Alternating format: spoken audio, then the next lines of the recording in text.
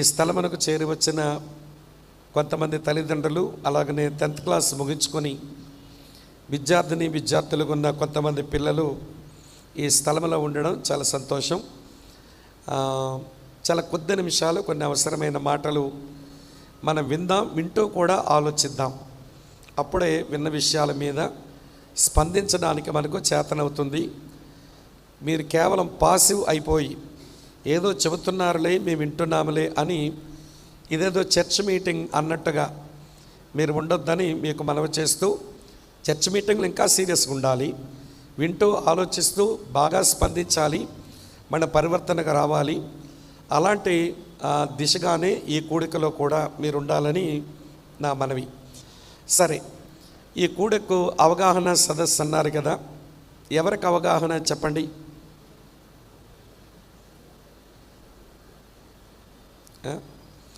దేవుని వాక్యపు వెలుగులో విద్యార్థుల యొక్క భవిష్యత్తు కొరకు అవగాహన సదస్సు కదా. ఎవరికి అవగాహన చెప్పండి. విద్యార్థులకా తల్లిదండ్రులకా? అమ్మ వింటున్నారా? సరే, అలాగని విద్యార్థులను ఉపేక్షించకండి, వారు కూడా కలిసి ఉన్నారు కనుక ఇది అందరికీ సంబంధించిన ప్రత్యేకమైన సమావేశమని మీరు దయతో గమనించండి. మనకు చిన్న ప్రార్థనతో మనం కొన్ని సంగతులు వినే ప్రయత్నం చేద్దాం. తల్ల వంచండి, కళ్ళు మూసుకునండి. మనం ప్రార్థనతో ఈ పనిని మనం ప్రారంభిద్దాం. ప్రేమ కలిగిన మా ప్రియమైన తండ్రి, టెరెనస్ అధ్యాపక బృందమును బట్టి మీకు కృతజ్ఞతలు. క్రైస్తవ సంఘాలలో నీ కొరకు పనిచేసే యవనస్తుల సంఖ్య క్రమేపీ నేటి దినాల్లో క్షీణించిపోతున్న రోజుల్లో సంఘములలోనూ సమాజంలోనూ నీ కొరకు బ్రతికే అనేక మంది యవనస్తులను ఇటు వాక్యంతోనూ అటు సామాజిక విద్యతోనూ వారిని నింపి ప్రయోజకులుగా వారిని తీర్చిదిద్దాలి అన్న ఆశ ఆకాంక్షతో ఒక దర్శనంతో మా ప్రియులు చేస్తున్న ఈ పనికి ఈ అవగాహన సదస్సును వారు ఏర్పాటు చేసి ఉండగా ఈ సమయం ఇప్పటికే మీరు మాతో మాట్లాడుతూ వచ్చారు.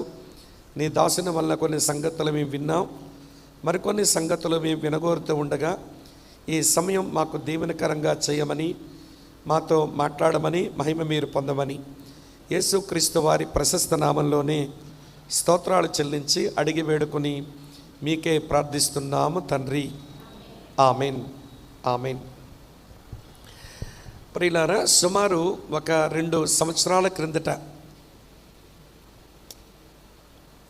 మెడికల్ డాక్టర్స్ అంతా ఒక చోట కూడుకున్నారు. అందులో ఒక ఆయన యొక్క రిటైర్మెంట్ ఫంక్షన్, దాంట్లో వాక్యం చెప్పేందుకు నన్ను పిలిచారు. వాళ్ళంతా మెడికల్ ప్రొఫెషన్లో ఉన్నవారు, విద్యావంతులు. వారి క్లినిక్స్ని ప్రాక్టీస్ని పక్కన పెట్టి వచ్చిన వాళ్ళు ఉన్నారు. గవర్నమెంట్లో పనిచేసే వాళ్ళు కూడా ఆ స్థలంలో ఉన్నారు. కనుక చాలా లిమిటెడ్ టైంలో వాళ్ళకి కొన్ని మాటలు చెప్పాలి అంటే నేను వారికి దేవుని వాక్యం మహా చెప్పుంటే 12 నిమిషాలే చెప్పుంటాను. నాకు బాగా జ్ఞాపకం, 12 minutes మెసేజ్. నేను ఆ మెసేజ్లో ఒక మాట, నేను ఏదో ప్రీప్లాన్డ్గా సిద్ధపరచుకుని చెప్పేటువంటి మాట కాదు, కానీ నా సందేశం యొక్క ఫ్లోలో ఒక దైవజనుడు చెప్పిన మాట నా మనసులో ఉండింది. ఆ మాటనే నేను కొంచెం ఎందుకో నా ఫ్లోలో అది జ్ఞాపకం వస్తే ఆ మాట ఇలా చెప్పాను. ఏమన్నానంటే, మన పిల్లలు దేవునికి దక్కితే మనకు దక్కుతారు, మన పిల్లలు దేవునికి దక్కకపోతే మనకు దక్కరు అన్నాను. అంతే, అయిపోయింది. 12 నిమిషాల సందేశం అయ్యాక ఇక భోజనాల దగ్గరికి త్వరగా నడుస్తూ ఉంటే ఒక మెడికల్ డాక్టర్ నేరుగా ఎదురుగా వచ్చి కళ్ళ నిండా నీళ్లు నింపేసుకొని ఆయన తన బాధను ఇలా వ్యక్తపరిచాడు. సార్, నేనేమి యేసుప్రభు నమ్మిన వాడిని కాదు, నాకు క్రైస్తవుల మీటింగ్ అంటే కొంచెం గిట్టదు, అయినా నా స్నేహితుడు రిటైర్ అయినాడని వచ్చాను. మీరు చెప్పిన కొద్ది నిమిషాల్లో ఒక్క మాట నన్ను చాలా గాయపరిచింది అన్నాడు. ఏంటండి అన్నాను. మీ పిల్లలు దేవునికి దక్కకపోతే మీకు దక్కరు, మీ పిల్లలు దేవునికి దక్కితే మీకు దక్కుతారు అన్నారే, అది నన్ను బాగా ఆలోచింప చేస్తుందండి. నేను జనరల్ మెడిసిన్ చేసిన ఒక ఫిజిషియన్ డాక్టర్ని. నేను నా కొడుకును అలాగనే అతన్ని జనరల్ మెడిసిన్ చదివించాను. కోడలు కూడా గైనకాలజిస్ట్. వారు ఇంగ్లాండ్ దేశంలో వైద్య వృత్తి చేసుకోవడానికి కావలసినంత చదువులు వారిద్దరికి ఇప్పించి చివరికి వాళ్ళు ఇంగ్లాండ్ దేశం వెళ్ళేదానికి అన్ని ఏర్పాట్లు చేశాను. వాళ్ళు ఇంగ్లాండ్కి వెళ్ళిపోయిన తర్వాత ఆరంభంలో తరచూ ఫోన్ చేస్తూ మాట్లాడుతూ ఉండేవాళ్ళు. సరే, ఈ మధ్య కరోనా వచ్చిన తర్వాత వారు దగ్గర నుంచి ఫోన్లు రావడం తగ్గిపోయింది. చివరికి నాకు, నా భార్య కూడా కరోనా వచ్చింది. కొడుకు ఒక పెద్ద డాక్టర్, అల్లుడు కూడా పెద్ద డాక్టరమ్మ. వారి యొద్ద నుంచి మాకేదైనా వైద్య సేవలు అందుతాయంటే వారెక్కడో మేము చేరలేని, వారు రాలేని దూరంలో ఉన్నారు. కనీసం ఫోన్ల ద్వారానైనా వారు ఏదైనా సలహాలు ఇస్తారేమో అని అనుకుంటే విచారకరం. అడపాతడపా ఫోన్ చేసేవాళ్ళు, అది కూడా ఒక్క నిమిషం బాగున్నారా, మరి మేము ఉంటాం, చాలా బిజీగా ఉన్నామని ఫోన్ పెట్టేస్తుంటే భలే బాధ అనిపించింది. ఇంత కష్టపడి వాళ్ళని చదివించి ఆ స్థాయికి వెళ్ళే వరకు వారి కొరకు పడవలసిన ప్రయాసంతా పడ్డాం, కానీ ఏమి ప్రయోజనం అని బాధేస్తూ ఉందండి. ఇప్పుడు మీరు అన్నారు చూడండి, మీ పిల్లలు దేవునికి దక్కేలా పెంచితే మీ పిల్లలు మీకు దక్కుతారని అన్నారు. నాకు నిజదేవుడు ఎవరో తెలియదండి. నా పిల్లల్ని దేవునికి దక్కేలాగా నేను పెంచలేకపోయాను. అందుకే నా కొడుకు, నా కోడలు వాళ్ళిద్దరూ ఇంక మాకు సంతానమే లేదు, వాళ్ళు మాకు దక్కలేదు. నేను ఇందుకు చాలా బాధపడుతున్నాను.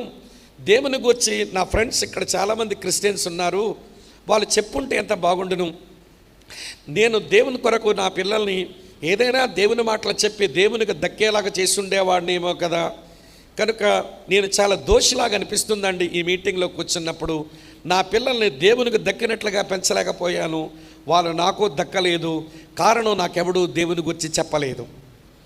స్నేహితులారా, ఇలాంటి బాధపడే వాళ్ళు మన సమాజం లోపలికి వెళ్ళి మనుషులతో కలిసి మాట్లాడుతూ ఉంటే ఇలాంటి విషయాలు చాలా మన ముందుకు తారసపడుతూ ఉంటాయి. కనుక అన్న సుధాకర్ గారు చెప్పిన మాట మనసులో ఉంచండి. ఏమండి, నా పిల్లలు నీ సన్నిధిలో ఉండాలి, నా కుమారులు ఇద్దరూ నీకు సమీపంగా ఉండాలి. ఇది ఒక గంభీరమైన తల్లిదండ్రులుగా మనం కలిగి ఉండవలసినటువంటి ఒక గొప్ప ఆలోచన అనే విషయాన్ని మీ మనసులో పెట్టుకొని ఇప్పుడు నేను 3 విషయాలు చెప్తాను. నా ముందున్న 50 నిమిషాల్లో 3 విషయాలు. మొదటి విషయం ఏం చెప్తానంటే, నో యువర్ యంగ్ పీపుల్. మీ యవనస్తులను మీరు ఎరగండి, లేదా యవనస్తులు మీ గురించి మీరు ఎరగండి. నేను నా టాక్ ముగించేసరికి మీ పిల్లలు లేక మీ యవనస్తులు వారు ఎట్లాంటి వాళ్ళో ఇక్కడ కూర్చొని మీరు తేల్చేసుకోవచ్చు. అలాగని యవన తమ్ముళ్ళు చెల్లాయిలు కూడా మీరు ఎలాంటి వారు ఇక్కడ కూర్చొని మీ గురించి మీరు తేల్చేసుకోవచ్చు. ఇది సంగతి కొన్ని చెప్తాను. రెండో సంగతి ఏం చెప్తానంటే, యంగ్ మెన్స్ ఛాలెంజెస్, యవనస్తులకు వస్తున్న సవాళ్ళ గురించి నేను కొంచెం మీతో చెప్తాను. అది నా రెండవ అంశం. మూడవ అంశం మీతో ఏం చెప్తానంటే, యవనస్తులకు మన సహాయ సహకారాలు. ఇది చెప్పి నేను ముగించేస్తానన్నట్టు. అప్పుడు ఖచ్చితంగా 1 గంట అవుతుంది. సరే వినండి ప్రియులారా, నో యువర్ యంగ్ పీపుల్. దేవుడు నీకు ఇచ్చినటువంటి యవ్వన బిడ్డల గురించి ఎరుగు. అలాగనే యవ్వన తమ్ముళ్ళు చెల్లు, నో యువర్ సెల్ఫ్, మీ గురించి మీరు ఎరగండి. సరే, దేవుని దృష్టిలో మీరు ఎవరు అనే ప్రశ్నకు వచ్చేసరికి అన్న సుధాకర్ గారు జ్ఞాపకం చేసిన ఆ వచనం నుంచి మరికొన్ని వచనాలు చదివితే మీరు ఎవరో మీకు తెలుస్తుంది. దేవుడు మీకు ఇచ్చిన యవ్వన బిడ్డలు ఎవరో మీరు కూడా తెలుసుకోగలుగుతారు. ఒక్కసారి 127వ కీర్తన అలాగనే 128వ కీర్తన అలా తెరిచిపెట్టి ఉంచండి. కొన్ని మాటలు చదువుదాం. చూడండి ప్రియులారా, 3వ వచనం ఇలా ఉంది. కుమారులు యెహోవా అనుగ్రహించు స్వాస్యము, గర్భఫలము ఆయనిచ్చు బహుమానమే. కొంచెం రిథమిక్గా ఉంటుందని నేను అన్ని బాతో చెప్తాను, గుర్తుపెట్టుకోవడానికి సులువుగా. ఈ వచనంలో కుమారులు యెహోవా అనుగ్రహించు స్వాస్యము అన్న దగ్గర భాగ్యము అనుకుందాం. మనకు దేవుడిచ్చిన పిల్లలే మన భాగ్యం. యవన తమ్ముడు, యవన చెల్లి, ఏ తల్లిదండ్రులకైతే మీరు పుట్టారో వాళ్లకు మీరొక భాగ్యం అనుకోండి. దేనైనా ఒక భాగ్యం ఉన్నప్పుడు అది సంపద అంటాం, స్వాస్యం అంటాం. కానీ భాగ్యం ఉన్నప్పుడు ఏం చేయాలంటే, మొట్టమొదటి మాట దాన్ని రిసీవ్ చేసుకోవాలి. ఎక్కడి నుంచి వచ్చిందో ఆ స్వాస్యాన్ని ముందు రిసీవ్ చేసుకోవాలి. రిసీవ్ చేసుకున్న తర్వాత దాన్ని ప్రొటెక్ట్ చేయాలి, దాన్ని కాపాడాలి. కాపాడిన తర్వాత దాన్ని ఇన్వెస్ట్ చేయాలి, అనగా పెట్టుబడి పెట్టాలి. ఈ 3 పనులు చేయకపోతే మనకు దొరికిన భాగ్యాన్ని పాడు చేసుకుని అభాగ్యులుగా మిగిలిపోతామన్నమాట. నీకు ఒక భాగ్యం ఇవ్వబడింది, ఆ భాగ్యాన్ని పొందుకో, ఆ భాగ్యాన్ని కాపాడు, ఆ భాగ్యమును పెట్టుబడిగా పెట్టు, ఫలిస్తుందన్నమాట. దేవుడు మనకిచ్చిన పిల్లలు, మొదటి మాట భాగ్యము అనే విషయం గమనించాలి. నేను దేవుని లైన్లో చెప్తున్నాను, తర్వాత మన కొలమానములు ఏంటో మన పిల్లలు చెప్తాను. దేవుని దృష్టిలో యంగ్ పీపుల్ అంటే ఎవరు అనగా వారే మన భాగ్యం, మొదటి మాట. రెండవ మాట ఏంటో తెలుసా? బహుమానము అన్నాడు. దేవుడు మనకు బహుమానముగా ఇచ్చిన పిల్లల వీరు కనుక బహుమానమును ఎప్పుడు కించపరచకూడదు. బహుమానాన్ని సన్మానిస్తే బహుమతి ప్రదాతను కూడా సన్మానించినట్టు లెక్క. బహుమానంగా దేవుడు పిల్లలు ఇచ్చినప్పుడు పిల్లల్ని సరిగా సన్మానించి వారికి విలువనిస్తే వాటినిచ్చిన దేవుని కూడా మన విలువనిచ్చినట్టే లెక్క. భాగ్యము, బహుమానం. తర్వాత 4వ వచనం చూడండి. యవ్వన కాలమందు పుట్టిన కుమారులు బలవంతుని చేతిలో చెప్పండి బాణముల వంటి వారు. ఈ మాట దైవజనులు ఇందాక చెప్పారు. మన పిల్లలు బాణాలు. ఆరంభంలోనే బాణాలు అవ్వలేదు. వాళ్ళు మన కడుపున పుట్టినప్పుడు పిచ్చి కర్ర ముక్కలే. వాళ్ళు ఆరంభంలోనేమి బాణాలు కాదు. ఆ పిచ్చి కర్ర ముక్కలు అంటే మన పిల్లల్ని ఏమంటే చదును చెయ్యాలి, నునుపు చెయ్యాలి, పదును పెట్టాలి, తరువాత నునుపైనటువంటి సూది మొన తగిలించాలి, వెనకాల బరువు తగిలించాలి. తరువాత దాన్ని ధనస్సులో పెడితే అది ఎక్కడికి పోవాలో అక్కడికి పోతుందన్నమాట. నీ కడుపున పుట్టిన పిల్లలు లేదా యవనస్తులైన పిల్లలు మీరు ఆరంభంలోనే బాణాలు కాదు, ఆరంభంలో పిచ్చి కర్ర ముక్కలే. తల్లిదండ్రుల మీద బాధ్యత ఉంది. వారిని చదును చెయ్యాలి, వారికి పదును పెట్టాలి, వారికి సానబెట్టాలి, వాళ్ళకి గురి కలిగినటువంటి ఏమండి గురి చూడగలిగినటువంటి ధనస్సులో పెట్టి వారిని విడిచిపెట్టవలసిన ఆవశ్యకత ఉంటుందన్నమాట. ఇది 3 మాటలు: భాగ్యం, బహుమానం, బాణాలు. తర్వాత చూడండి ఏమి రాస్తుంది 5వ వచనం. వారితో తన అంబుల పొద నింపుకొనిన వాడు ధన్యుడు, అట్టి వారు సిగ్గుపడక గుమ్మములో తమ విరోధులతో వాదింతురు. మన పిల్లలు ఎవరో తెలుసా? వారే మన బలం. మనం పోట్లాడనక్కర్లా. మన గుమ్మములో నిలుచొని ప్రతివాదులతో వారి వాదించి వాదన గెలిచి వస్తారు మన పిల్లలు. మన పిల్లలే మనకు బలం అనుకోవడం చేత కావాలి. ఈ రోజున చాలామంది తల్లిదండ్రులు విచారకరమైన విషయం ఏంటంటే దేవుడు వారికి ఇచ్చిన పిల్లలను ఈ కోణంలో చూడక నువ్వు పనికి రావురా, నువ్వు ముద్దోడువురా, నువ్వు అడుక్కు తినడం చూడనా, ఇదేం ఆశ. వాళ్ళు అడుక్కు తింటే చూసే ఉబ్బలాటం తల్లిదండ్రులుగా మీకెందుకో తెలియదు. కొంతమంది ఉక్రోషంలో ఇలాగే మాట్లాడుతుంటారు. నువ్వు ముద్దు దానివే, నీకేమీ చేత కాదే, నువ్వు పనికి రావే, నీకు చదువు సంధ్యలు అవ్వవే, నువ్వు పాడైపోవడం చూడనా, అడుక్కు తినడం చూడనా అని పిల్లలను తోలనాడుతుంటారు. పొరపాటున పిల్లాడు నోరు తెరిచి నీకే పుట్టానుగా అంటే, నేను ముద్దుదాన్ని సరే నీకే పుట్టాను కదా, నేను చదువు సంధ్యలు అబ్బని ఏమండి బుద్ధి లేని దాన్ని నీకే పుట్టారు కదా అని అంటే వాళ్ళు నోరు మూసుకొని ఊరుకుంటున్నారు కనుక నీ పబ్బం గడుస్తుంది. వాళ్ళేగా నోరు తెరిచారంటే మన ముఖం ఎక్కడ పెట్టుకోవాలో కూడా మనకు తెలియదు. అమ్మ అర్థమవుతున్నదా? పిల్లలే మన భాగ్యం, పిల్లలే మన బహుమానం, పిల్లలే మన యొక్క చెప్పండి బాణం, పిల్లలే మన బలం. కొంచెం 120 దగ్గర రండి. దేవుని కోణంలో యంగ్ పీపుల్ గురించి చెప్తున్నాను. ఇక మన కోణం దగ్గర రాలా. చదువుతున్నాను చూడండి మిత్రులారా, వినండి. 3వ వచనం ఇలా రాసి ఉంది. నీ లోగట నీ భార్య ఫలించు ద్రాక్షవల్లి వలె ఉండును, నీ భోజన బల్ల చుట్టూ నీ పిల్లలు ఒలీవ మొక్కల వలె ఉందురు. నీ పిల్లలు ఒలీవ మొక్కలు. పాలస్తీనా దేశంలో ఎవరైనా ఒక ఒలీవ మొక్క వేసుకుంటేను అందులో వారి భవిష్యత్తుని చూసేస్తారన్నమాట. ఎందుకో తెలుసా? ఒలీవ మొక్క బెరడు చర్మరోగాలకు ఉపయోగపడుతుంది. ఒలీవ మొక్క చెక్క వస్తువులు తయారు చేసుకోవడానికి ఉపయోగపడుతుంది. ఒలీవ ఆకులు నూనె కొరకు ఉపయోగించబడతాయి. ఒలీవ కాయలు వినండి ఊరబెట్టుకొని తింటే ఆరోగ్యానికి ఉపయోగపడతాయి. ఒలీవ పళ్ళు వినండి ప్రియులారా, అవి ఆహారానికి కూడా వాడేసుకుంటారన్నమాట. అంటే ఒలీవ చెట్టులో పనికిరాందేది? వేరు కూడా వైద్యానికి పనికి వస్తుంది, బెరడు కూడా పనిచేస్తుంది, చెక్క పనిచేస్తుంది, ఆకులు పనిచేస్తాయి, తర్వాత వింటున్నారా కాయలు పనిచేస్తాయి, పళ్ళు కూడా పనికి వస్తాయి. ఒలివ చెట్టులో నిష్ప్రయోజనమైనది లేదు.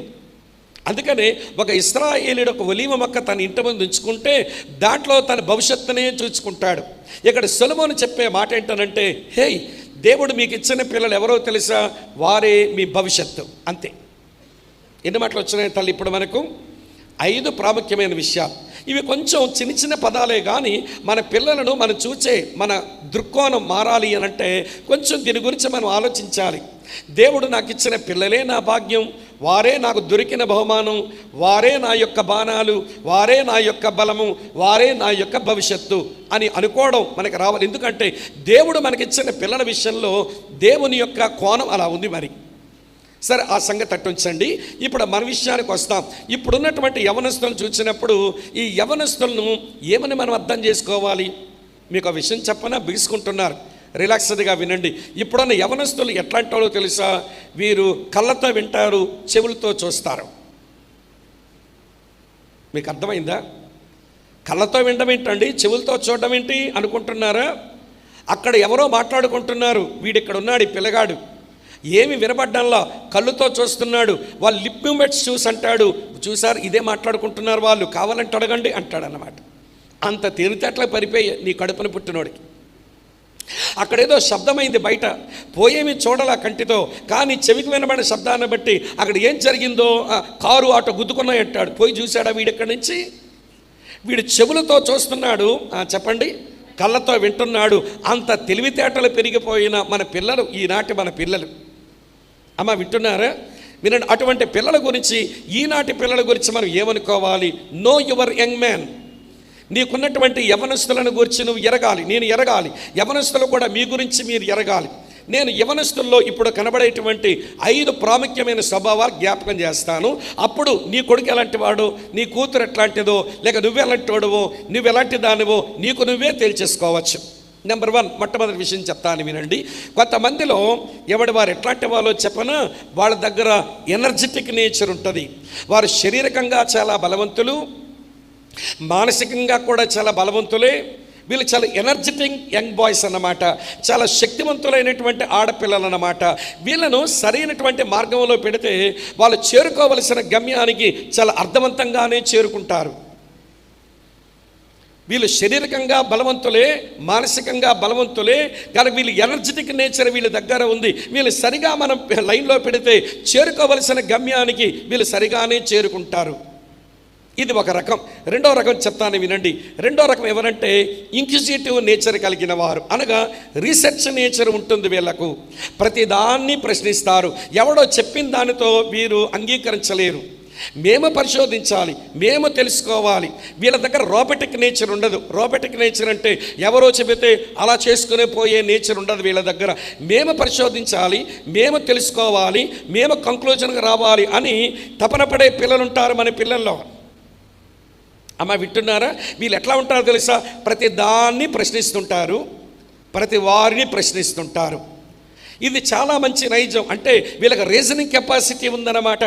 వీరు బాగా ఆలోచిస్తున్నారు, ప్రతి దాన్ని పరిశోధిస్తున్నారు, ప్రతి ప్రశ్న అడుగుతున్నారు, వివరాలు తెలుసుకుంటున్నారు. ఒక విషయం చెప్తాను వినండి. మీ పిల్లలకు అడిగే స్వభావం లేదనుకోండి, కొంతమంది పిల్లలు ముద్దపప్పులాగా ఉంటారు. ఎవరిని ఇది అడగరు, ఎవరి దగ్గర తెలుసుకోరు, ముద్దపప్పులాగా ఉంటారు. వీళ్ళకు ఆలోచన శక్తి ఇక పెరగదు. మానసిక వికాసం వీళ్ళకి రాదు. వాళ్ళు అడుగుతుండాలి, జవాబులు సంపాదించుకుంటుండాలి, దాంట్లో వాళ్ళు ఆనందిస్తుండాలి. వాళ్ళు ఎక్స్పీరియన్స్తో విషయాలు తెలుసుకున్నారు కనుక అది చెప్పినప్పుడు కూడా దమ్మున్న పిల్లల్లాగా ఆ విషయాలు మాట్లాడగలగాలి. కొంతమంది పిల్లలు ఇలాంటి వాళ్ళు కూడా ఉంటారు. వీళ్ళ నేచర్ ఏంటో తెలుసా? Reasoning nature. వీళ్ళది స్కాలర్లీ మైండ్స్ అని అంటారన్నమాట. ఇలాంటి యవనస్తులు కూడా ఉంటారు. మూడో రకం యవనస్తుల గురించి చెప్తాను వినండి. వీళ్ళెవరో తెలుసా? అడ్వెంచరియస్ నేచర్ ఉన్నవారు. అంటే ఏదో ఒక అడ్వెంచర్ చెయ్యాలి, ఏదో నిన్నటి చరిత్రతో ఈవేళ సంబరపడ్డు, నిన్న జరిగిన కార్యాలతో ఈరోజు సంబరపడ్డు, ఈరోజు కొత్తగా నేనేదో చెయ్యాలి, ఈరోజు కొత్తగా నేను చెయ్యాలి అని ఏదైనా కొత్త పనులు చేయడానికి పూనుకుంటూ ఉంటాడు. వాడికి భలే ధైర్యం ఉంటుందన్నమాట. అడ్వెంచర్ చేసే వాళ్ళకి కరేజ్ ఎక్కువ ఉంటుంది. వీళ్ళకి సాహసాలు చేయాలనుకునే వాళ్ళకి ధైర్యం చాలా ఎక్కువ ఉంటుంది. కొంతమంది పిల్లల్లో ఇలాంటి సాహస పటిమ వాళ్ళకి ధైర్యం కలిగినటువంటి మనసు వాళ్ళకు ఉంటుంది. అసలు నీ పిల్లలు నీకు అర్థం కాకపోతే బడికి పంపితే లెక్చరర్కి అర్థమవుతాడా, లేదా స్కూల్కి పంపితే టీచర్ అమ్మకి అర్థమవుతుందా నీ పిల్ల? మన ఇంట్లో మన కళ్ళ ముందు పెరుగుతున్న పిల్లలు వీళ్ళు నేచర్ ఏదో మనం కొన్నిసార్లు గెస్ చెయ్యం. అందుకని వాళ్ళ నేచర్ అర్థం కాదు, వాళ్ళ కోరికలు అర్థం కావు. మన కోరికలన్నీ వాళ్ళ మీద రుద్దేద్దామని ప్రయత్నం చేసి వాళ్ళను మానసికంగా కృంగదీసి మేము ఇదనుకుంటే నువ్వు అదయ్యావా, ఈ చదువులో పెట్టాలంటే అదయ్యావని చెప్పి అమ్మో తల్లిదండ్రుల సతాయింపులు ఇంతంత కాదు. మరి ఈ రోజుల్లో మరీ భయంకరమైన సతాయింపులు ఉంటాయి.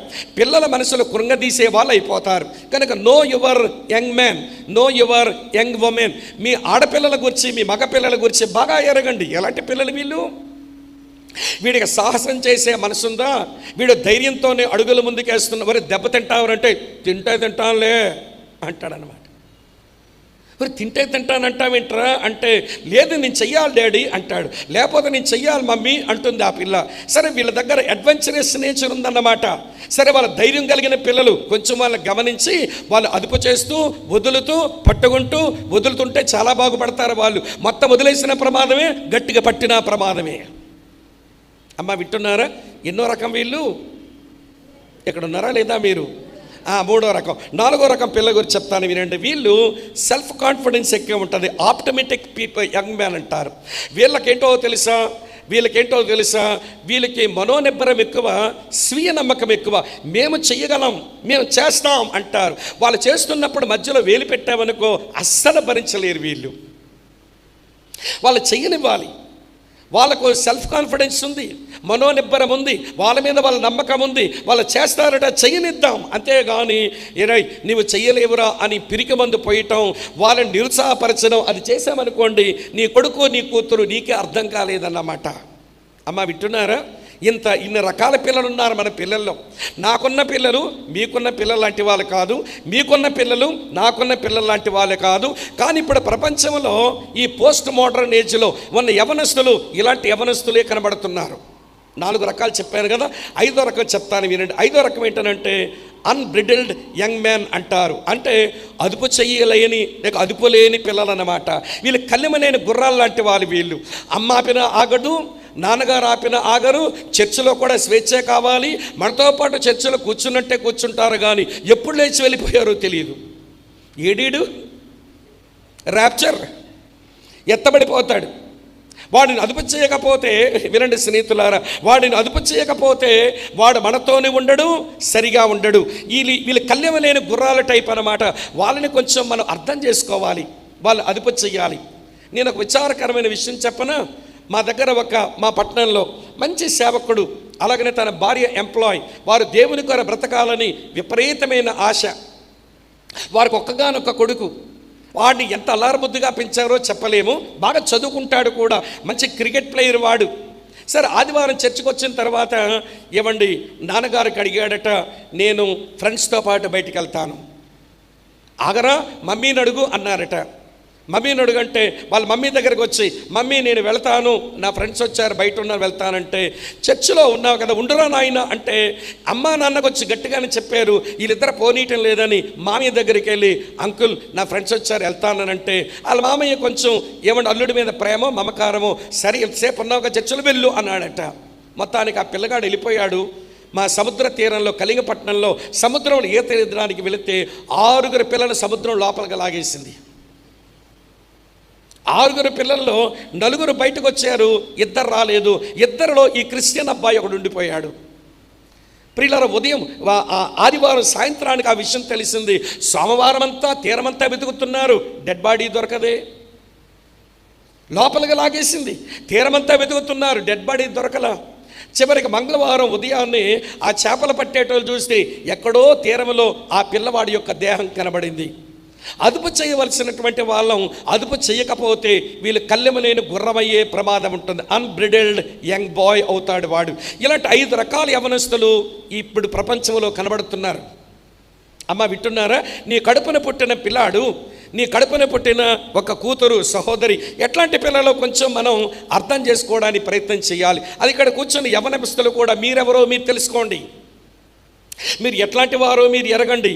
మీరు ఎనర్జెటిక్గా, లేదా స్కాలర్లీ మైండా, లేకపోతే మీరు కరేజియస్గా మీరు అడ్వెంచర్స్ చేసే మనస్తత్వమా, లేకపోతే మీరు సెల్ఫ్ కాన్ఫిడెన్స్తో బ్రతికే వాళ్ళ, లేకపోతే అన్బ్రిడిల్డ్ లైఫ్ లీడ్ చేసేవాళ్ళు. ఏమో మీ సంగతి మీకే తెలుస్తుంది.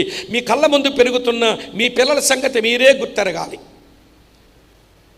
జాన్ రుడిన్ కంపెనీ అనే ఒక కంపెనీ వాళ్ళు ఒకసారి అమెరికా దేశంలో ఒక సర్వేను నిర్వహించినప్పుడు పిల్లల్ని ఎరగడానికి గురించి చాలామంది తల్లిదండ్రులు ఏమంటే సండే స్కూల్ టీచర్స్ మీదనో, యూత్ లీడర్స్ మీదనో, తరువాత వినండి చర్చ్ పాస్టర్ గారి మీదనో, ఎవరి మీదనో నింద వేస్తారు. కానీ వాళ్ళు లెక్కలు వేసి అంటున్నారట, వాడు టీనేజ్కి వచ్చి ఎదిగే వరకు లెక్కలు వేస్తే క్రమంగా వాడు సండే స్కూల్కి వస్తే 1700 గంటలే వస్తాడు.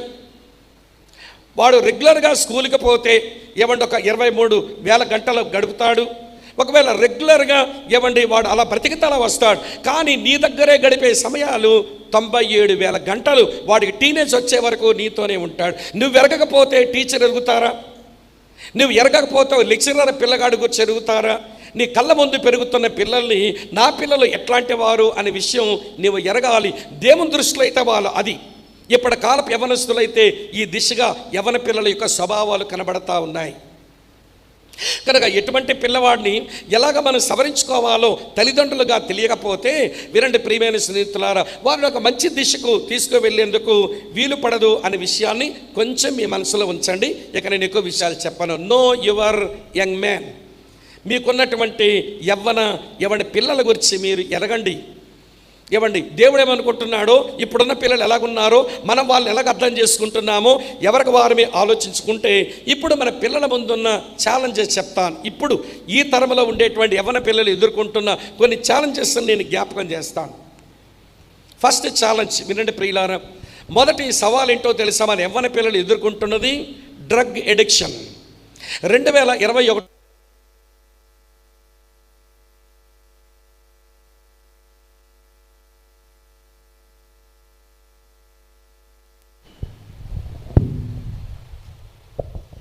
2021 సంవత్సరానికి భారతదేశంలో 100 మంది యవనస్తులలో 16 మంది యవనస్తులు వారానికి ఒకసారైనా డ్రగ్స్ తీసుకునే వాళ్ళు ఉన్నారట.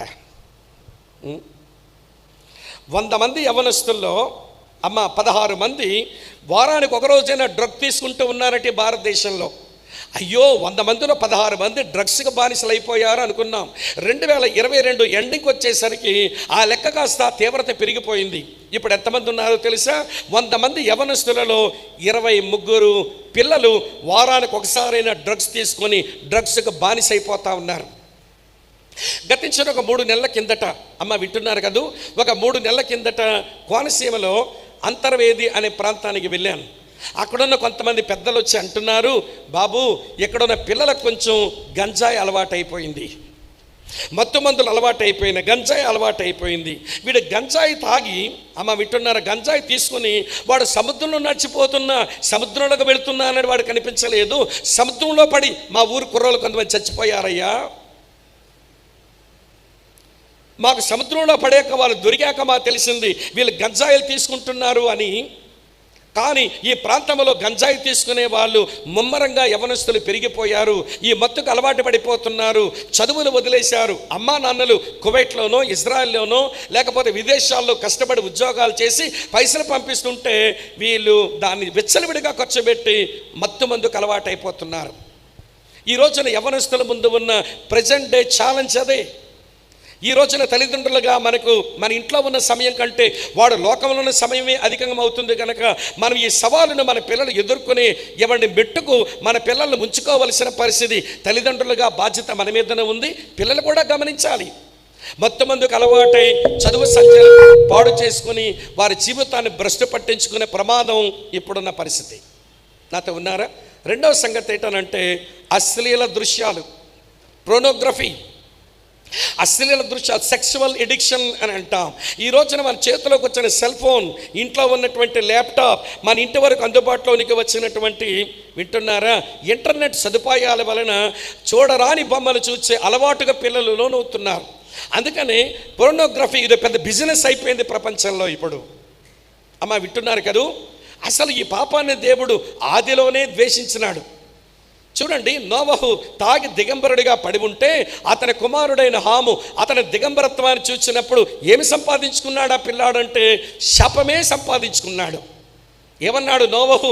మత్తులోంచి లేచి తండ్రి దిశమలను చూచిన హాము, కనానుకు తండ్రి అయిన హాము శపించబడును గాక అని చెప్పి అన్నదమ్ములకు నువ్వు దాసుడివైపోతావని ఒక శాపవచనాన్ని నోవా పలకాల్సి వచ్చింది. లేవికాండం 17వ అధ్యాయం కూడా గమనిస్తే, వింటున్నారా ప్రియులారా, ఎవరు దిశమలను చూసే ప్రయత్నం చేయకూడదు, ఎవరు దిశమలను చూసే ప్రయత్నం చేయకూడదు.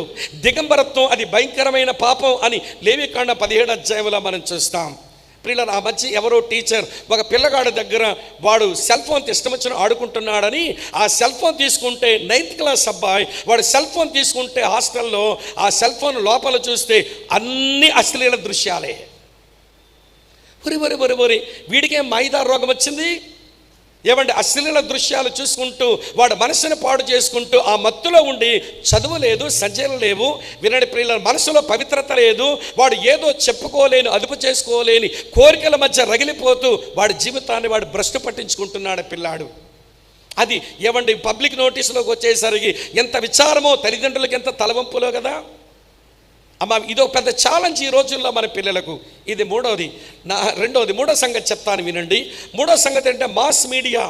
ఈ రోజున నేత్రానందం, ఈరోజు శ్రవణానందం. చెవిట్లోంచి ఏదో వినాలి, కంటిలోంచి ఏదో చూడాలి. ఈ రెండిట్లో నుంచి అపవిత్రత మనసులోనికి వెళ్ళిపోయేలాగా ఈ రెండు తలుపులు బాగా తెరుస్తున్నారు పిల్లలు ఈ రోజున. వీడికి ఎంత శ్రవణానందం అంటే 2 చెవిట్లో 2 పెట్టుకుంటాడు. అదే ఇయర్ ప్యాడ్స్ పెట్టుకొని బండి మీద పోతా ఉంటే వెనకాల కారు హార్న్ కొట్టినా కానీ వీడికి కనబడదు. వాడు తప్పుకుంటాడులే అని కారోడు స్పీడ్గా వస్తే వీడి రోడ్డు మీద అట్టయిపోతున్నాడు. వాళ్ళ అమ్మ నాన్న వచ్చి అట్ల కాడ తెచ్చుకొని వాడి శవాన్ని, మాంసాన్ని పీక్కోవాలి రోడ్డు మీద నుంచి. ఏమిటి శ్రవణానందం? ఏదో మ్యూజిక్ అంట, రాక్ మ్యూజిక్, పాప్ మ్యూజిక్, ఇంకా చెప్పాలంటే దెయ్యాల మ్యూజిక్ కూడా ఉందట ఈ మధ్య. అది బాగా వింటున్నారట ఈ మధ్య యవ్వనస్తులు. ఆ పాటల్లో భయంకరమైన అసభ్యకరమైన పదజాలం, సెటానిక్ మ్యూజిక్ విని అందులో మునిగిపోతున్నారంట ఈ రోజున యవ్వనస్తులు.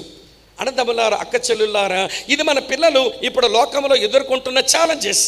నా పిల్లాడిని ఇంట్లో బాగా చూసుకున్నా, స్కూల్కి పంపించా, కాలేజీకి పంపించా, వాళ్ళు బాగానే చదువుకుంటారులే, వాళ్ళు బాగుపడతారులని నమ్మే రోజులు చెల్లిపోయినాయి. నమ్మారు. మా మీద ఎప్పుడు మా తల్లిదండ్రులు అంత నిఘాలు పెట్టలా. మా తల్లిదండ్రులు ఏమి పడిపోతాడేమని అస్సలు అనుకోలేదండి. వాళ్ళు ఏదో బాగుపడతాడని నమ్మి పంపించేసేవాళ్ళు. వాళ్ళ నమ్మకాలు కూడా బొమ్ము కాలేదు. కానీ ఈ రోజున మన పిల్లలను నమ్మి లోకంలోని కుదిలితే వీడు ఏమవుతాడో తెలియదు అన్నట్టుగా ఉంది. అమ్మ, వింటున్నారా? ఒకవైపేమో వినండి, ఒకవైపేమో డ్రగ్ అడిక్షన్, మరోవైపేమో ప్రోనోగ్రఫీ, సెక్షువల్ అడిక్షన్, మరోవైపేమో మాస్ మీడియా. ఈ మూడిటితో చచ్చిపోతుంటే మరొకటి ఏంటో తెలుసా? మెటీరియలిజం. ఏదో సంపాదించాలన్న ఆశ మనమే వాళ్ళ పొరలో పెట్టేస్తున్నాం. గడించాలరా, సంపాదించాలరా అంటే ఇది నా అవసరాలు తీర్చే దేవుడున్నాడని, ఏ సమయానికి ఏది అవసరం అది ఇస్తాడని, నేను ఆయన రాజ్యాన్ని, నీతిని వెతకవలసిన అవసరం ఉందని మన పిల్లలు ఎప్పుడో మర్చిపోయారు. మళ్ళీ పాడమంటే పాడతారు. ఏంటా పాట? Seek ye first the kingdom of God. తర్వాత అన్నీ ఏడవుతాయట మన జీవితంలోకి. తరువాత ఆ పాట పాడుతారు కానీ అందులో విషయమే మర్చిపోయారు. నీకు ఏది కావాలనో మీ పరలోకపు తండ్రికి తెలియను, ఆ సమయంలో అది అనుగ్రహిస్తాడు. మొదట ఆయన నీతిని, రాజ్యాన్ని వెతకండి అన్న ఆలోచనే ఈ రోజున మన పిల్లలకు మర్చిపోయారు. గడిస్తేనే నాకు వస్తుంది అనుకుంటున్నారు. కానీ దేవుడు దీవించకపోతే గడించింది అది ఎగిరిపోతుందనే విషయం మనకు అర్థం కావట్లా. ఒకసారి సొలొమోను ఇలా చెప్పాడు. ఏమండి, ప్రసంగి గ్రంథం 5వ అధ్యాయం 10వ వచనంలో విస్తారమైన సంపదలు గడించాక అంటాడు, ఆయన అన్నమాట ఏంటో తెలుసా? ధనాపేక్ష కలిగినటువంటి వాడు ధనము చేత తృప్తి నొందడు, అది నాకు వ్యర్థమని ఇప్పుడు తేలింది అన్నాడు. పిల్లలు గమనించాలి, డబ్బు గడించడమే మీ జీవితానికి గమ్యం కాదు. దేవుడు లేని డబ్బు నువ్వు ఎంత గడించినా కానీ అది నీ జీవితానికి తృప్తినివ్వలేదు. దీనికి సొలొమోను ఇచ్చిన సాక్ష్యం నాకు, మీకు, మనందరికీ సరిపోయేటువంటి సాక్ష్యం. ఆ మాట మీకు చదువుతాను చూడండి. ప్రసంగి గ్రంథం 5వ అధ్యాయంలో దైవజనుడు ఈ మాట అన్నాడు 10వ వచనంలో, ద్రవ్యమును అపేక్షించువాడు ద్రవ్యము చేత తృప్తి నొందడు, ధన సమృద్ధిని అపేక్షించువాడు దాని చేత తృప్తి నొందడు, ఇది వ్యర్థమే అన్నాడు. ఇంత ధనము సంపాదించుకుంటే అది వ్యర్థంగానైనా కనబడింది, చివరికి తృప్తినివ్వలేదు, నిజమైన ఆనందాన్ని ఇవ్వలేదు. దానివల్ల నాకు చాలా తంటాలు వచ్చాయని అతని బాధను ఆయన వ్యక్తపరిచాడు. కనుక ఈ రోజున మెటీరియలిజం, భౌతికవాదం, ఏమి గడిద్దామా, ఏది పోగేసుకుందామా, అసలు భూమి మీద డబ్బు సంపాదించడానికే దేవుడు జన్మనిచ్చినాడు అన్నట్టుగా కొంతమంది యవనస్తులు అనుకోవడం, యవనస్తులకు అదే మనసుల్లో పోయటం, ఇది చాలా దురదృష్టకరం. దేవుడు లేని ప్రియుల ధనం అది వారికి మోసములోనే ముంచుద్ది ఒక రోజున. ఇంకెక్కువ చెప్పలేను, ఏమంటే ప్రైవేట్ విషయాలు ఎక్కువ పోయినాయి. నేను వాక్యం నుంచి ఎక్కువ సంగతులు చెప్పాలి. వినండి, ఇవన్నీ ఛాలెంజెస్ మన పిల్లలు ఇప్పుడు ఎదుర్కొంటున్నారవే. ఇంకో విషయం చెప్తాను, మరొకటి ఏంటో తెలుసా? Corporate competition. ఇది కూడా పిల్లలు తట్టుకోలేనంతగా ఉంది ఈ రోజుల్లో. ఏమంటే భారతదేశం విద్య అది ఎప్పుడో కరప్ట్ అయిపోయింది. ఆ కారణం చేతనే విస్తారమైన ఫీజులు వసూలు చేసి విపరీతమైన క్లాసులు నిర్వహించి వినండి మనసంతా కూడా ఈ చదువు అనే దానితో నింపి వినండి దేవుడు కుటుంబం దేనికి కూడా పిల్లల యొక్క మనసులో చోటు లేకుండా పిల్లల హృదయాలన్నీ ఆక్యుపై చేసేస్తున్నాయి. ఇప్పుడు ఇండియన్ ఎడ్యుకేషన్ అది ఎప్పుడో కరప్ట్ అయిపోయిందట. ఒక జర్నలిస్ట్ చెప్పాడు ఈ మాట. ఇండియన్ టైమ్స్ జర్నలిస్ట్ రాస్తుంటాడు, ఇండియన్ ఎడ్యుకేషన్ ఎప్పుడో పోయింది. అమ్మా నాన్నతో సంతోషంగా గడిపే గడియలేవి, అలాగనే దేవునితో ఉండేటువంటి అవకాశాలేవి. వినండి ప్రియులారా, వాళ్ళకి సామాజిక వికాసం ఏమీ లేదు. అంతే, బోల్డ్ లక్షలు ఖర్చు పెట్టాం, నువ్వు బాగా చదవాలా, ర్యాంకు తేవాలా, లేకపోతే బంధువుల మధ్య తలెత్తుకోలేను, నువ్వు చదివి పెద్ద ఉద్యోగస్తుడు కాకపోతే నా పరువు తీస్తున్నాడు అవుతావని రోజు ఇంట్లో ఏముంటుందో తెలుసండి, సుత్తి పట్టుకొని పిల్లలు నెత్తి మీద మోదినట్టు మోత్తంగా మనమే. ఒరే నా పరువు తీసేకరా, మన బంధువుల మధ్య తలెత్తుకునేలా చెయ్యరా, నీకు మంచి ర్యాంక్ రావాలనా అంటే ప్రియుల ఇంటికి వస్తాడు, మగ కాలు చేతి అమ్మతో మాట్లాడింది లేదు, నాన్నతో మాట్లాడింది లేదు, అన్నదమ్ములతో అక్కచెలతో పుస్తకం పట్టుకుని గదిగిపోతాడంతే. అట్నుంచి మళ్ళీ లేస్తాడు, ముద్ద మింగుతాడు, మళ్ళీ చదువుతాడు, ఎప్పుడు పడుకుంటాడో తెలియదు, ఉదయం లేవగానే పోతాడు. ఇదేంటో తెలుసా? ఈ కాంపిటేటివ్ వరల్డ్, పోటీ తత్వం కలిగిన లోకంలో బ్రతుకుతున్నాం. ఈ పోటీ తత్వాన్ని పెంచేటువంటి ఈ కార్పొరేట్ కాలేజెస్ విపరీతంగా పనిచేసేటువంటి చెడ్డ రోజుల్లో భారతదేశ విద్యా విధానాన్ని ఎప్పుడో పాడు చేసిన పరిస్థితులు మన దేశంలోకి వచ్చాయి. ఇది కూడా మన పిల్లలు ఎదుర్కోవలసి ఉంది. ఇది ఒక ఛాలెంజ్. అమ్మ వింటున్నారా? దేవుని దృష్టిలో మన పిల్లలు గొప్పగానే కనబడ్డారే. 5 సంగతులు మన పిల్లలు చూసుకుంటే వాళ్ళ స్వభావాన్ని బట్టి 5 రకాల స్వభావాలతో కనబడుతున్నారే. ఇప్పుడు వాళ్ళు ఎదుర్కోవలసిన సవాలులు 5 రకాల సవాలులు మన ముందు చిన్నగా మనం అర్థం చేసుకోవడానికి ఇన్ని ఛాలెంజెస్ ఎదుర్కొంటూ వాళ్ళకి మంచి భవిష్యత్తుకు రావాలి, అటు దేవునికి ఉపయోగపడాలి, ఇటు సంఘానికి ఉపయోగపడాలి, అటు సమాజానికి ఉపయోగపడాలి, మన కుటుంబాలకు మన పిల్లల వల్ల సంతోషం రావాలి. ఈ స్థాయికి మన పిల్లలు రావాలంటే నీ సహాయం కావాలి. అంతే. ఈ స్థాయికి మన పిల్లలు రావాలంటే నీ సహాయం కావాలి. తల్లివైన నీ సహాయం, తండ్రివైన నీ సహాయం నీ పిల్లలకు అవసరం. అందుకొరకు బైబిల్ ఏం చెప్తుందో, బైబిల్ కొలమానంలో లేక బైబిల్ వెలుగులో కొన్ని ప్రాముఖ్యమైన విషయాలు నేను జ్ఞాపకం చేసి ముగిస్తాను. ప్రియులారా జాగ్రత్తగా వినండి. ఇలాంటి పరిస్థితుల్లో వాళ్ళు విక్టోరియస్ లైఫ్, ఓవర్కమింగ్ లైఫ్, విజయవంతమైన జీవితం వారి ఇన్ని రకాల స్వభావాలతో ఉన్న మన పిల్లలు ఇన్ని రకాలైన సవాళ్ళు వారు ఎదురుగా ఉంటుండగా ఎలాగ వారు ఏమండి ఒక పోరాట పటిమతో జయించే స్థాయికి మన పిల్లలు రావాలనో ఏమండి నేను 2 పిల్లలకు తండ్రిగా నేను నేర్చుకున్నది నాకు కొంచెం ముందు తెలుసుంటే కొన్ని తప్పిదములు జరగకపోయి ఉండేవేమో అనిపిస్తూ ఉంటుంది. నా దగ్గర కొన్ని తప్పిదాలు జరిగినాయి, నాకు తెలియక చెప్పేవాడు ఎవడూ లేక, మార్గం చూపించేవాడు ఎవడూ లేక, సరైనటువంటి క్రైస్తవ సావాసం లేక, ఒంటరి పోరాటంలో కొన్ని తప్పిదాలు జరిగినాయి.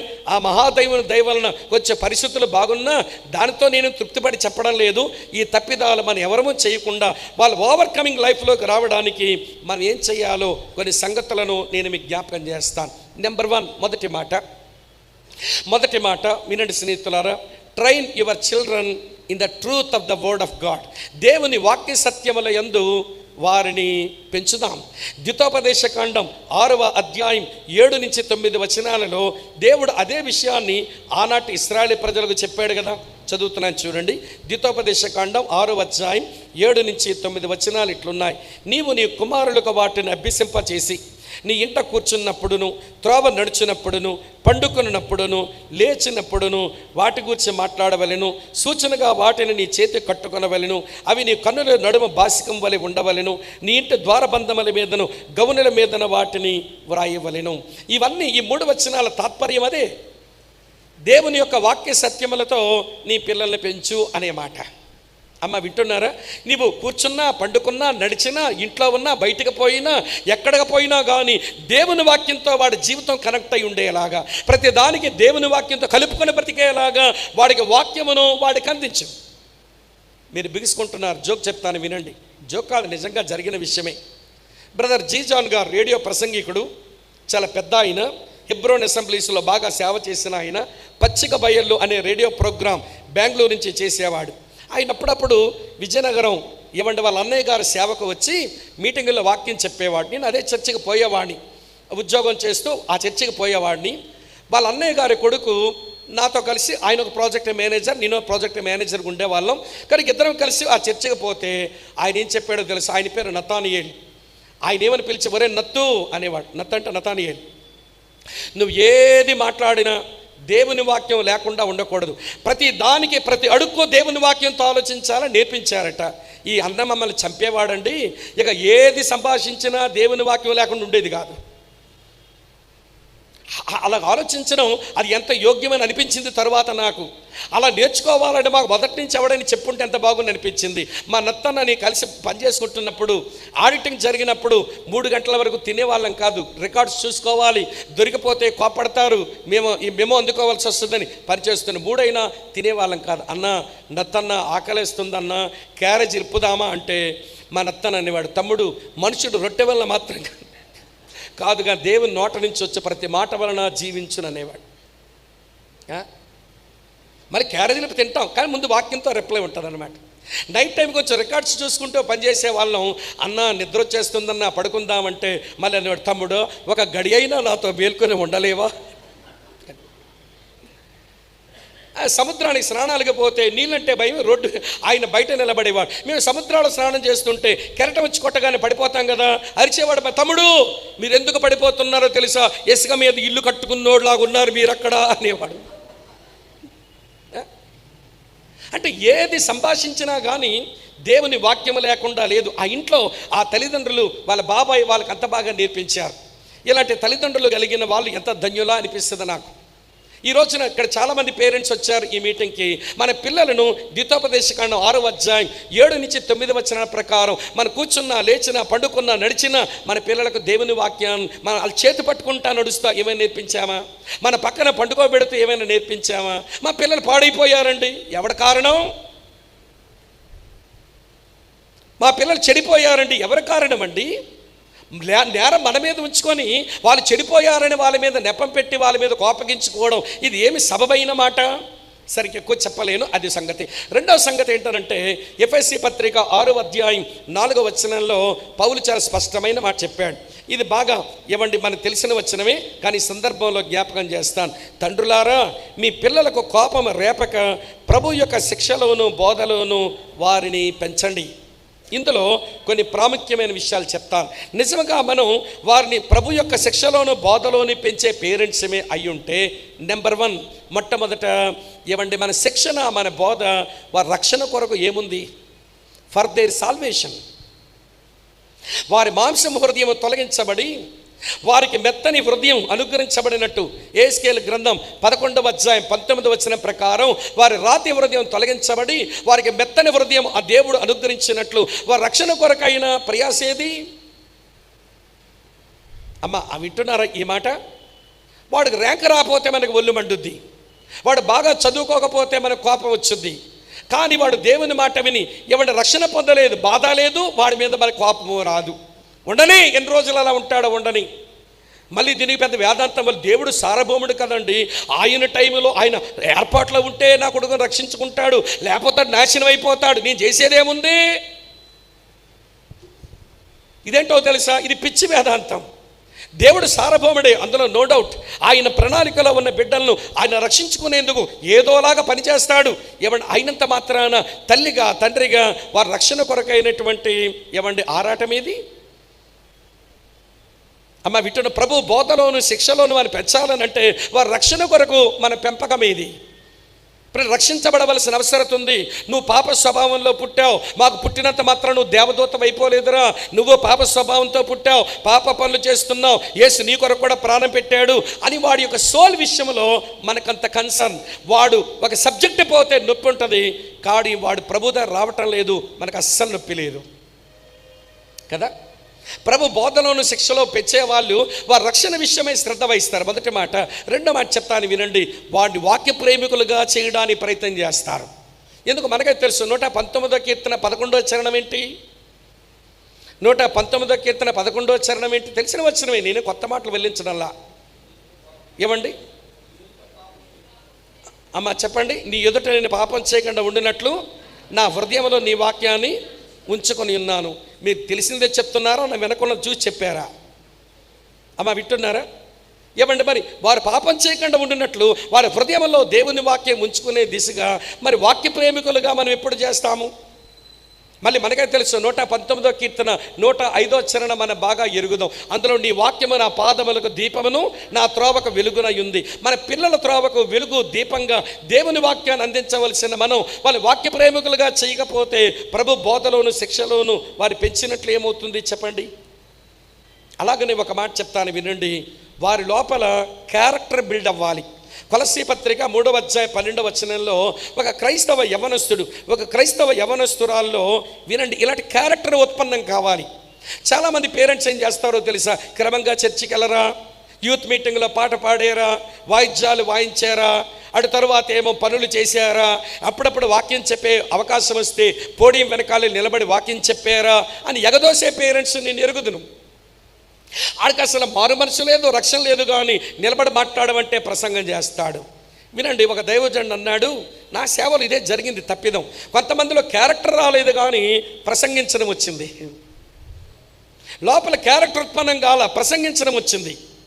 అందుచేత వాళ్ళు స్థిరులు కాలేదు, సంఘానికి సమాజానికి వారు ప్రయోజకులు కాలేదు. వారు పాడైపోయినప్పుడు ఏంటన్నా ఇలాగయ్యిందని కొంచెం అనుభవం సేవకులు అడిగితే, బ్రదర్ ప్రాబ్లం ఎక్కడుందో తెలుసా? వాళ్లకు వాక్యం బాగా వచ్చింది, అవకాశాలు బాగా ఇచ్చారు, మీరేం చేశారో తెలుసా? వాళ్ళ క్యారెక్టర్ ఉత్పన్నం అవ్వలేదు కానీ పోడియం మీరు ఇచ్చేశారు మొదటి వాళ్ళకు. ఈరోజు చాలామంది పేరెంట్స్ మనం చేసే పని ఏంటో తెలుసా? మన కూతురు ఎక్కడ నిలబడి పాట పాడుతుంటే కొట్టండి చప్పట్లు ఒకసారి, ఇప్పుడు కాదు అప్పుడు మొత్తం అందరితో చప్పట్లు కొట్టించేస్తాం. కొట్టించాక చూసా మా అమ్మాయి పాట పాడితే ఎంతమంది చప్పట్లు కొట్టారో అని సంబరపడ్డాం. ఇది క్యారెక్టర్ ఏది? చూడండి ప్రియులారా, కొలస్సీ 3:12 కాగా దేవుని చేత ఏర్పరచబడిన వారును పరిశుద్ధులను ప్రియులైన వారికి తగినట్లు జాలిగల మనసును, దయాలుత్వమును, వినయమును, సాత్వికమును, దీర్ఘశాంతమును ధరించుకోండి. నీ కొడుకులో కూతురులో క్యారెక్టర్ వచ్చిందా? క్యారెక్టర్ రావాలంటే లోపల పరిశుద్ధాత్ముడు పనిచేస్తే నీ లక్షణాలు ఉత్పన్నమయ్యాయి. ఇవి కోరి తెచ్చుకుంటే వచ్చేవి కాదు. మన పిల్లలకు కోరి తెచ్చుకొని మనం అంటిస్తే అట్టుకునేవి కాదు. ఇది లోపల మన పరిశుద్ధాత్మ దేవుడు ఉత్పన్నం చేయవలసిన లక్షణాలు. అమ్మ వింటున్నారా? మన పిల్లలను ప్రభు బోధలో శిక్షలో పెంచడం అంటే వారి రక్షణ అనుభవం, దేవుని వాక్య ప్రేమికులుగా చేయటం, వారి లోపల శీలం ఉత్పత్తి జరగాలి. దీనితో పాటు వారి జ్ఞానం కూడా అవసరమేగా. ప్రభు బోధలో శిక్షలో పెంచే వాళ్ళను వారి జ్ఞానం గలవారుగా చేయడానికి యాకోబు 1:5 రాసి ఉంటుంది, మీలో ఎవరికైనా జ్ఞానం కొద్దిగా ఉంటే దేవుణ్ణి అడగండి అన్నాడు కదా. మరి దేవుని జ్ఞానం నీ బిడ్డ కలిగి ఉండి లోకంలో ఉన్న ప్రతి పరిస్థితిని వివేచించగలిగినట్లు ఈరోజు ఎంత ఆత్మ సంబంధ వివేచన అవసరమైన రోజులున్నామో చెప్పలేం. మన ముందు వారు మాట్లాడినప్పుడు అబ్బా ఎంత మంచోళ్ళో అనుకుంటాం. లేదు వాళ్ళు వెనకాల గోతులే తీస్తారు. వాళ్ళు నమ్మలేకపోతున్నాం ఈ రోజున మనుషుల్ని. కనుక ఈ రోజున మన యవనస్తులు లోకంలోకి వెళ్ళినప్పుడు అందరిని నమ్మి వీళ్ళు మోసపోయే పరిస్థితి రాకుండా వాళ్ళకి పరిశుద్ధాత్ముడిచ్చే వివేచన కావాలంటే ఆ జ్ఞానం కొరకు మనం ప్రార్థించి వారి జ్ఞానం గలవారుగా సిద్ధపరచవలసిన అవసరం లేదా? ఇవన్నీ ప్రభు బోధలో శిక్షలో పెంచడమే. వారి రక్షణ అనుభవం, వాక్య ప్రేమికులుగా చేయడం, శీలోత్పత్తి జరగడం, అలాగనే వినడిపై జ్ఞానం కలిగి వివేచనతో బతకడం, అలాగనే సంబంధాలను ప్రేమించడం, లవింగ్ రిలేషన్స్. ఈ రోజున ప్రియులారా రిలేషన్స్ తెగిపోయే చెడ్డ రోజుల్లో ఉన్నాం. బాంధవ్యాలు తెగదేసేసుకునే చెడ్డ రోజుల్లో ఉన్నాం. మన పిల్లలకు బాంధవ్యాలు నేర్పించవలసిన ఆవశ్యకత ఉంది. మలాకి 4:6 ఒక మాట రాశాడు మలాకి. దేవుని ఉద్దేశంలో తండ్రుల హృదయాలు పిల్లల హృదయాలు తండ్రుల తట్టు తిరగాలి, రిలేషన్స్ కలిగి ఉండాలి. ఈ రోజున రిలేషన్స్ సైతాన్ని పాడు చేస్తున్నాడు. కనుక సంబంధాలకు విలువనిచ్చి బాంధవ్యాలకు ఒక మంచి స్థానం ఇచ్చి పిల్లలు మనం పెంచకపోతే ప్రేమలు చల్లారిపోతాయి, బాంధవ్యాలు బలహీనమైపోతాయి. ఆ కారణం చేత మన పిల్లలు వినండి ప్రియులారా అరణ్యములో యాకాకుల్లాగా అయిపోయామన్నట్టుగా వారు బ్రతకవలసి వస్తుంది. కనుక దేవుని యొక్క వాక్యాన్ని నేర్పించడంతో పాటు ప్రభు బోధలో శిక్షలో వారిని పెంచుతూ చివరగా కొన్ని మాటలు చెప్పి నేను ముగిస్తాను. వారికి మనం ప్రాక్టికల్గా సహాయపడాలి, క్రియాశీలక జీవితానికి సహాయపడాలి. ఈ మీటింగ్కి ఒక ముఖ్యమైన వచనం పెట్టుకున్నారు మన వాళ్ళు. ఏం వేసుకున్నారు? టెర్రనెస్ వాళ్ళు ఏం వేశారు అని అంటే చదువుతాను. తిమోతికి రాసిన రెండవ పత్రిక 2వ అధ్యాయం 2వ అధ్యాయం 22వ వచనం చూడండి. నీవు యవనేచ్ఛల నుంచి పారిపోము, పవిత్ర హృదయులై ప్రభువునకు ప్రార్థన చేయ వారితో కూడా నీతిని, ప్రేమను, విశ్వాసమును, సమాధానమును వెంటాడము అన్నాడు. ఈ ఒక్క వచనంలో మీకు 4 సంగతులు జ్ఞాపకం చేస్తారు. మొదటి సంగతి ఏంటో తెలుసా? ఫ్రీ, పారిపో. నీ పిల్లలను పారిపోయేలాగా చెయ్యాలి. ఎక్కడ నుంచి? యవనేచ్ఛల నుంచి. ఇక లస్ట్ అని ఉంది కదా, లస్ట్ అనే మాటకు యవనేచ్ఛ అనే దానికి నిర్వచనం ఏంటో చెప్పండి. ఒక ఆయన ఏమంటాడనంటే, ఇక్కడ ఉన్న యవనేచ్ఛ అంటే అర్థం ఏంటనంటే, వినండి ప్రియులారా, ఏమండి, satisfying wrong desires in wrong way is lust అన్నాడు. Satisfying your wrong desires in wrong way is lust అన్నాడు. అంటే నీకున్నటువంటి తప్పుడు ఆశల్ని తప్పుడు విధానంలో తృప్తిపరచుకోవడానికి ప్రయత్నం చేయడమే లస్ట్. ఈ రోజున యవనస్తులు మంచి తప్పుడు కోరికలు కలిగి ఉండి, ఇందాక కిషోర్ గారు కూడా అదే చెప్తున్నారు, కోరికల వరవడిలో కొట్టుకుపోతున్నారు. తప్పుడు కోరికల వరవడిలో కొట్టుకుపోతున్న పిల్లలకు తప్పుడు పద్ధతులు వెతుక్కుంటున్నారు. ఆ టైంలో దాన్ని దేవుడు సాటిస్ఫై చేస్తాడు. అంతవరకు వీరు వేచి ఉండలేక వీళ్ళకున్న రాంగ్ డిజైర్స్ని రాంగ్ మెథడ్స్లో సాటిస్ఫై చేసుకొని వారు ఆకలి తీర్చుకుని కాలంలోకి వచ్చాం మనం. కనుక నీ పిల్లలు పారిపోవడానికి నువ్వు సహకరించాలి. యవన చెల్లి, యవన తమ్ముడు, మీరు కూడా పారిపోవడానికే ప్రయత్నం చేయాలి. రెండోది ఏంటో తెలుసా? దేనినో వెంటాడమంటున్నాడు. ఏం వెంటాడాలట? నీతిని, తర్వాత అంటాడు విశ్వాసాన్ని, ప్రేమను, సమాధానాన్ని వెంటాడడంతో పాటు పారిపోవాలి, వెంటాడాలి. పారిపోవలసిన దాని నుంచి పారిపోండి, వెంటాడవలసిన దాని కొరకు వెంటాడండి. తర్వాత ఎవరితో కలిసి ఉండమన్నాడు? ప్రభువునకు ప్రార్థన చేయ వారితో కూడా అన్నాడు. Know your association. ఎవరితో నువ్వు కలిసి ఉంటున్నావు? బైబిల్లో ఒక మంచి మాట మనం ఎరుగుదాం. ఏంటో తెలుసా అండి? దుష్ట సాంగత్యం ఎలాంటో బాగా తెలుస్తాయి. 6 నెలలు సావాసం చేస్తే ఎలాగా బాగా తెలుస్తాయి మనకి. మరి మన పిల్లలు ఎవరితో సాంగత్యం చేస్తున్నారో, ఎవరితో స్నేహం చేస్తున్నారో చూడవలసినటువంటి బాధ్యత అది మన దగ్గర ఉంది. వాళ్ళు పారిపోయేలాగా సహాయపడాలి, సరైన వాటిని వెంటాడేలా సహాయపడాలి. వినడి ప్రియుల, సరైన వ్యక్తులతో వారు ఉండేలాగా సహాయపడాలి.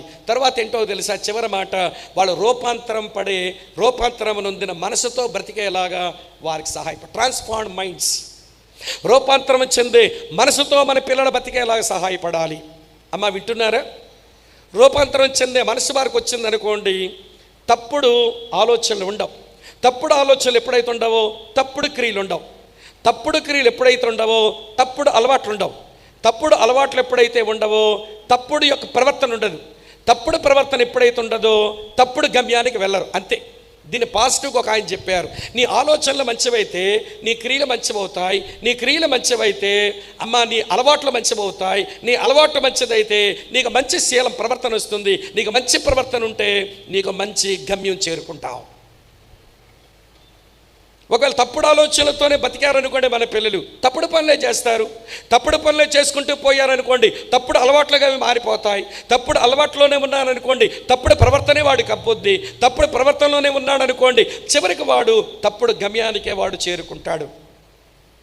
ఈ టెరనస్ అధ్యాపక బృందానికి కలిగిన బర్డెన్ వాళ్ళు నాతో చెప్పినప్పుడు ఇలా అన్నారు. ఏమన్నారంటే, మన సంఘాలలో మన క్రిస్టియన్ ఫ్యామిలీస్ ఉన్న పిల్లలు 10th క్లాస్ అవ్వగానే ఇంటర్మీడియట్ వచ్చేసరికి వాళ్ళు దేవుని కొరకు మంచి తీర్మానాలు చేసుకునే మంచి వయసు, దేవుని కొరకు బ్రతకడానికి మంచి దృఢ నిశ్చయం చేసుకునే మంచి సమయం వచ్చేసరికి ఎక్కడో సెక్యులర్ ప్రైవేట్ కాలేజెస్లో హాస్టల్లో ఉంచుతున్నారు. అక్కడ ప్రభుని గూర్చిన ఏ విద్య వాళ్ళకు దొరకడం లేదు. ఇందాక అన్నయ్య కూడా అదే చెప్పారు, సుధాకర్ అన్న. నేను కూడా ఆ పరిస్థితి ఎరుగుదును.